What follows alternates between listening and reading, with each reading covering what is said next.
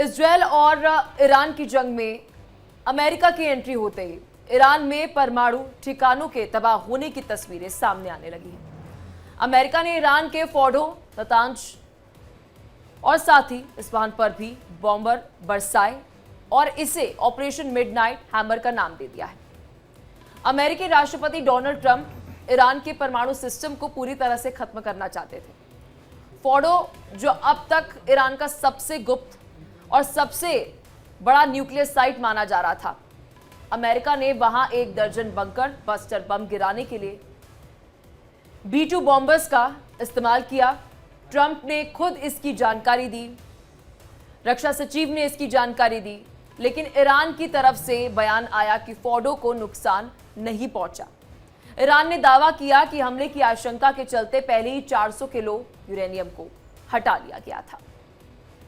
अब ऐसे में सवाल उठ रहा है कि क्या अमेरिका की खुफिया एजेंसियों की ओर से ये जो बड़ी बात है वो कही जा रही है क्या, और ये चूक हुई है क्या, यह भी बड़ा प्रश्न है। अमेरिका ने ईरान पर जिस तरह से अपने सबसे शक्तिशाली जो बंकर बस्टर बम्स हैं उनका इस्तेमाल किया था, GBU-57 का, उससे लगता था कि ईरान अब इस लड़ाई में बहुत पीछे चला गया है। हालांकि ईरान के हौसले अब भी पस्त नजर नहीं आ रहे हैं और वो अमेरिका को धमकी दे रहा है कि मुंह तोड़ जवाब देगा और किसी भी हालत में आत्मसमर्पण यानी सरेंडर नहीं करेगा। अमेरिका के ईरान पर हमले से युद्ध और भी ज्यादा भीषण होने की आशंका है, क्योंकि चीन और रूस ने ट्रंप के इस दखल की कड़ी निंदा की है। चीन, रूस, ईरान को अमेरिका का मुकाबला करने में मदद कर सकता है।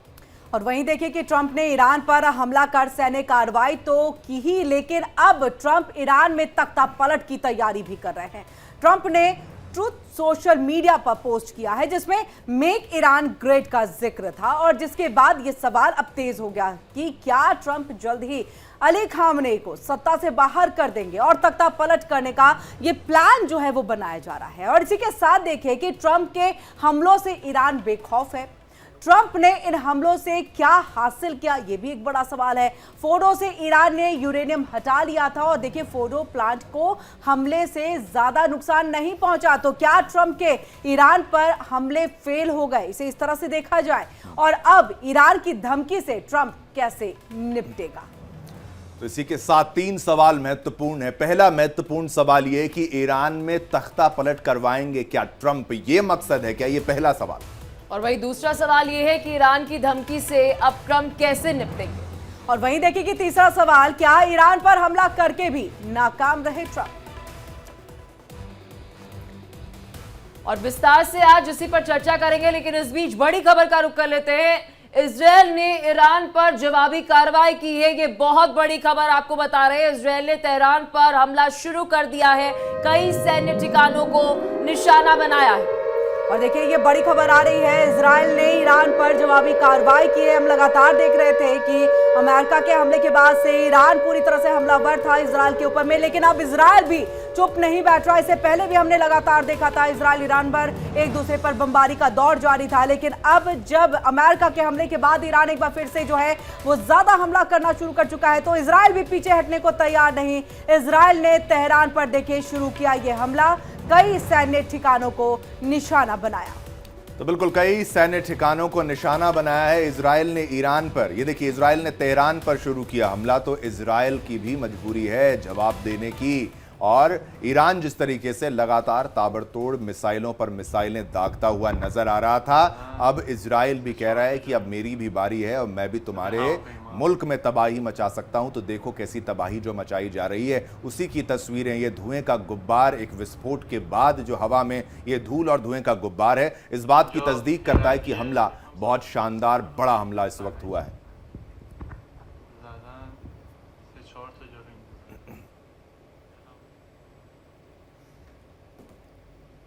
और इस बीच बड़ी खबर का रुख करेंगे। एक और बड़ी खबर आ रही है, ईरान ने इजरायल के खिलाफ हमले का वीडियो भी जारी किया है। ऑपरेशन ट्रू प्रॉमिस 3 के तहत देखिए 20वीं मिसाइल वेब का ये वीडियो है, और ऐसे में देखिए बैलिस्टिक मिसाइलों से इजरायल के इलाकों को निशाना बनाया गया। इजरायल के बेन गुरियन एयरपोर्ट पर दागी गई है ये मिसाइल। बिल्कुल ये खतरनाक हमला, बैलिस्टिक मिसाइलों से इजरायल पर यह हमला, इजरायल के बेन गुरियन एयरपोर्ट पर यह हमला। और खास तौर पर ऑपरेशन ट्रू प्रॉमिस 3 के तहत 20वीं मिसाइल, ये 20वीं यानी 20th मिसाइल वेव का वीडियो है। यानी कई वेव्स में मिसाइल दागी गई हैं, उसमें से ये 20th वेव है, 20वीं वेव है। और बैलिस्टिक मिसाइलों से इजराइल के इलाकों को निशाना बनाया गया है। इजराइल के पास वो स्ट्रेटेजिक डेप्थ नहीं है। बेहद खतरनाक स्थिति, इजराइल के बेन गुरियन एयरपोर्ट पर मिसाइल दागी गई है।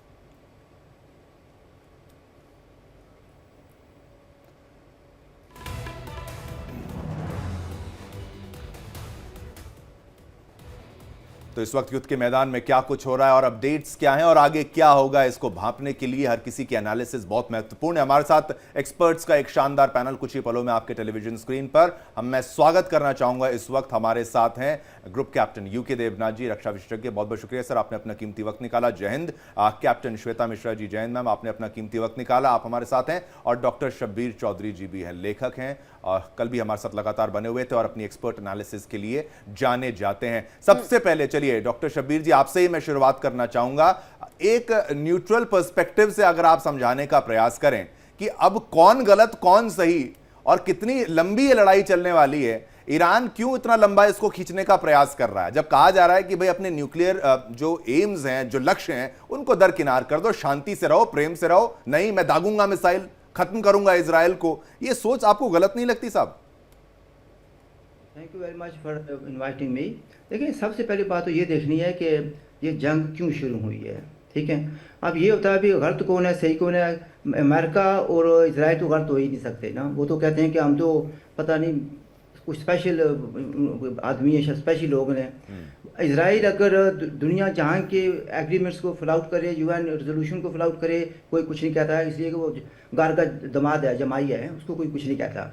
इजराइल पाकिस्तान सॉरी जो जितना ईरान बार बार कह रहा है मैं अमल कर रहा हूँ, मैं बम नहीं बनाऊंगा, उसको हमेशा अटैक किया जाता है। दीगर मुस्लिम ममालिक को भी टारगेट किया जाता है। तो ये एक लड़ाई जो है ना, इसकी कुछ उसको समझने की ज़रूरत है। आप ये कहते हैं ठीक है हमने तबाही बर्बादी कर दी वहाँ पर। मैंने कल भी एक प्रोग्राम में कहा था कि जो एसेट्स थे, वैल्यूएबल एसेट्स थे, वो ऑन टाइम रिमूव कर दिए गए थे।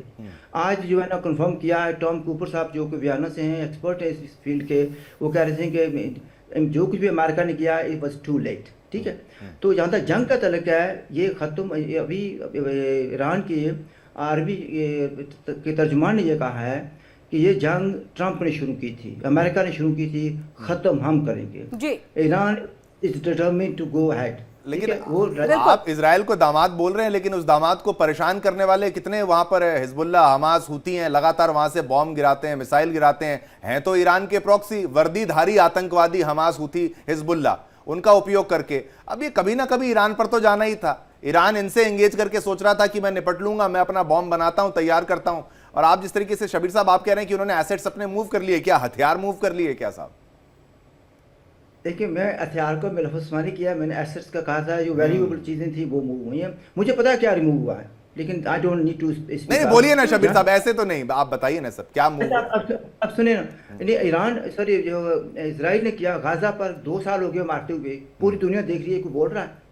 यानी देखिए ना, आप एक तरफा देखते हैं, अगर इजराइल पर कुछ बम गिर गए हैं तो सबको अफरा तफरी आ गई है, तकलीफ हो रही है। शबीर साहब, अगर 7 अक्टूबर 2023 में हमास वहां पर ऐसे अंधाधुंध खोल के बेड़ा पार करके, आप समझ लीजिए जो फेंस को पार करके औरतों बच्चों को मार रहे हैं और उन्हीं के फोन से कॉल करके बता रहे हैं कि देखो मां मैंने इनको मार दिया है, और बच्चों को मार रहे हैं, महिलाओं के साथ क्या कुछ कर रहे हैं, वो कत्लेआम किया, उसके रिस्पॉन्स में तो इजराइल ने हमला किया था। शबीर साहब चलिए, आपका पर्सपेक्टिव लिया, आपको शुरुआत में मौका दिया। ग्रुप कैप्टन यूके देवनाथ जी भी जुड़े हुए हैं, और सर आपका रुख करते हुए इस बात को, क्योंकि देखिए एक जिस तरह से कल प्रेसिडेंट ट्रंप जो है वो सामने आते हैं मीडिया के, वो कहते हैं कि जो सैन्य कार्रवाई, जो अमेरिकी सैन्य कार्रवाई हुई है वो बेहतरीन रही है और सफल रहा। लेकिन आज जाकर के पता चलता है कि उन्होंने तो ये सब कुछ हटा लिया था, जैसे लगातार ईरान इसका दावा भी कर रहा था। अब इसकी तस्दीक जो है वो देखिए अमेरिका की तरफ से भी कर दी गई है। तो क्या ये वार खाली चला गया कि ये भी एक कहे कि ईरान अब कह सकता है जहां से तुम सोचना शुरू करते हो, वहां से तो जहां तुम्हारी सोचने की खत्म होती है क्षमता,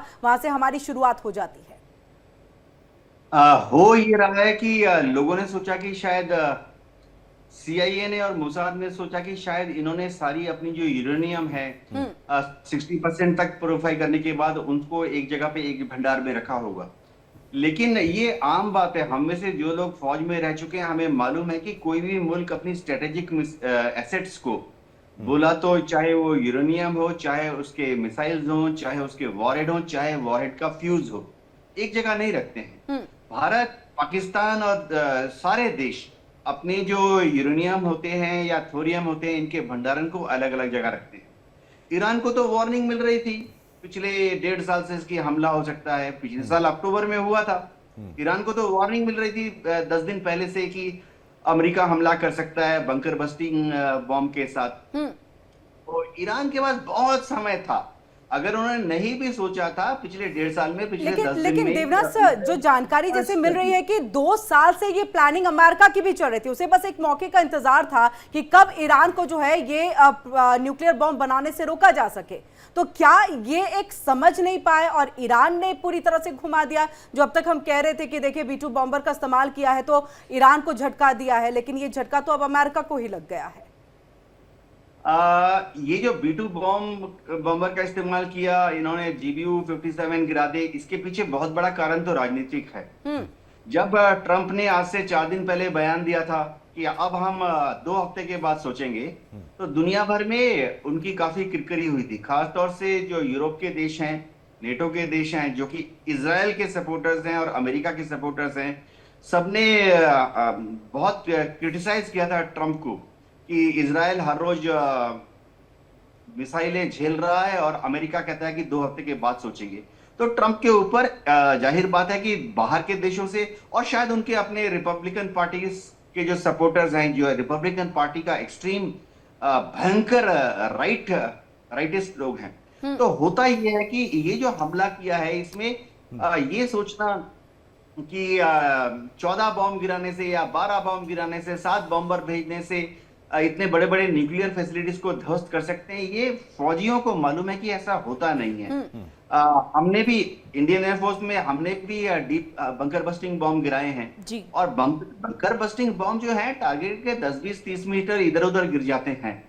ये जो बोलते हैं ना +- 3 मीटर एक्यूरेसी, ये सब किताबों के लिए होती है।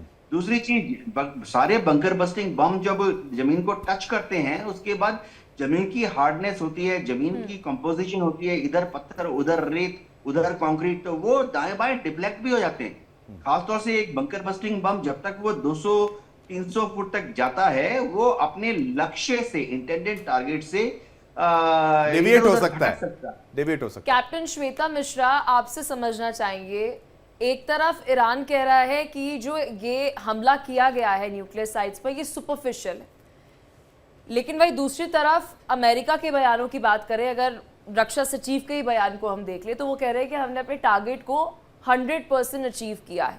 जो हमारा लक्ष्य था कि हमें न्यूक्लियर साइट्स को तबाह करना है, हमने वो किया। अब कौन आपको लगता है सच बोल रहा है और कौन झूठ बोल रहा है?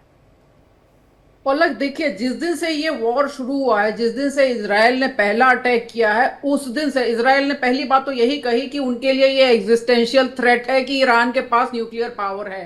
तो उस दिन से ये अटकलें लगाई जा रही थी कि उनके न्यूक्लियर फैसिलिटीज पर अटैक होगा, उनके न्यूक्लियर फैसिलिटीज को न्यूट्रलाइज किया जाएगा। और इसी के चलते अमेरिका ने जब अटैक किया तो उस समय तक न्यूज चैनल्स पे, मीडिया पर, चाहे वो इंडिया के हो, यूएस के हो या विश्व के कहीं भी हो, इतने बार एनालिसिस हो चुका था। तो ये एनालिसिस ईरान के पास भी था, तो ऑब्वियसली वो तैयार थे फोर्डू पे अटैक के लिए, वो तैयार थे नातांज पे अटैक होने वाला है हमारे ऊपर, या इस्फाक जो उनके यूरेनियम एनरिचमेंट फैसिलिटीज है उन पे अटैक होने वाला है, उसके लिए वो ऑलरेडी रेडी थे।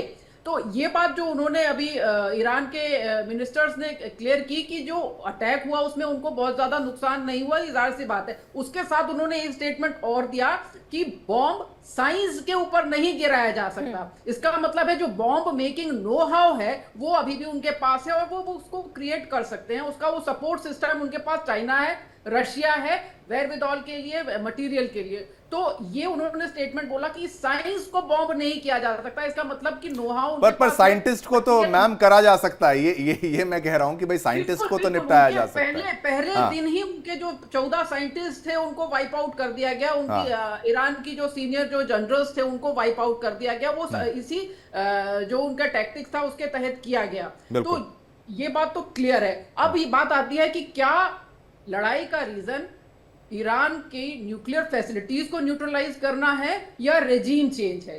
डे वन से, बल्कि डे वन से बहुत पहले से। लेकिन कैप्टन साहिबा, एक पॉइंट मैं आपका यहां पर पूछना चाहता हूं कि रिजीम चेंज पे जो आप कहा जाता है, बहुत से लोग कहते हैं कि यूएस गवर्नमेंट रिजीम चेंज चाहती है, लेकिन रिजीम चेंज मुझे नहीं लगता जब तक बूट्स ऑन ग्राउंड आप करते हैं रिजीम चेंज हो पाएगा। एक एरियल वॉरफेयर से रिजीम चेंज को आप अचीव करेंगे या फिर वहां की रिजीम को और मजबूत बना लेंगे? रिजीम चेंज के लिए आपको सोल्जर्स ऑन द ग्राउंड चाहिए, यानी आप इराक समझ लीजिए, आप सीरिया समझ लीजिए, आप अफगानिस्तान समझ लीजिए, ऐसे होता है रिजीम चेंज। सर मैम, इसमें है क्या सच्चाई रिजीम चेंज वाले में? बिल्कुल शिवम, आपने ये बात लेकर आए हैं बूट्स ऑन ग्राउंड के, तो वी विल गो बैक 1953 में ईरान की ही बात है। CIA ने 1953 में ईरान में तख्ता पलट की थी विदाउट बूट्स ऑन ग्राउंड।